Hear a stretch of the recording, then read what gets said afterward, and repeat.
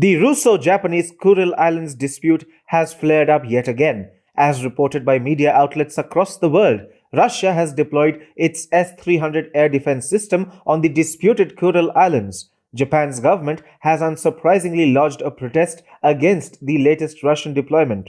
The Kuril Islands dispute, a legacy of the Second World War, has marred relations between Japan and Russia, or the erstwhile USSR, for several decades. So, the Russian deployment is expected to be read in light of Russo-Japanese tensions. However, the Russian state-owned media house, Russia Today, has actually sought to send across a loud and clear message to Beijing, even as the world focuses its energies upon the Kuril Islands.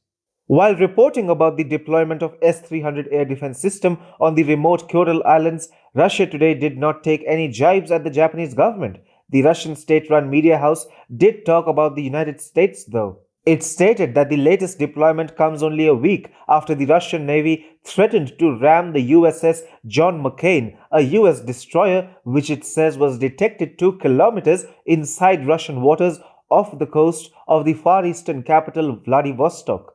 It is interesting that while the S-300 has been deployed on the disputed Kuril Islands, the Russian state-owned media mentioned the name of Vladivostok, the Russian Far East capital.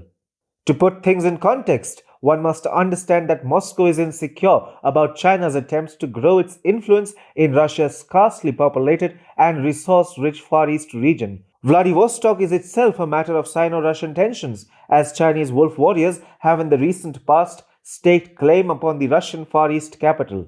Hu Xijin, editor-in-chief of the Chinese Foreign Ministry tabloid Global Times, even chose to call Vladivostok by the Chinese pseudonym Hai Xinwei.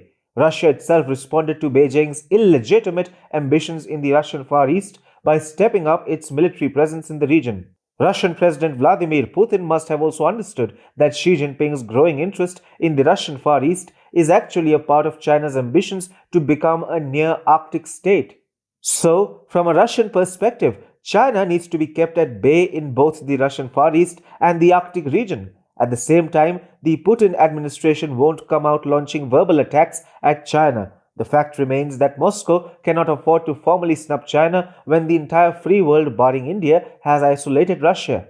Anyhow, diplomatic compulsions will not stop Putin in protecting his country from the paper dragon. Recently, Russia had even test-fired a hypersonic missile in the Arctic in a bid to scare Beijing away from the polar region. In light of the diplomatic compulsions that the Kremlin faces, Russia Today decided to explicitly target Washington, the historic adversary of Moscow. However, the implied message was directed at Beijing: stay away from the Russian Far East and don't even think of staking claim over Vladivostok.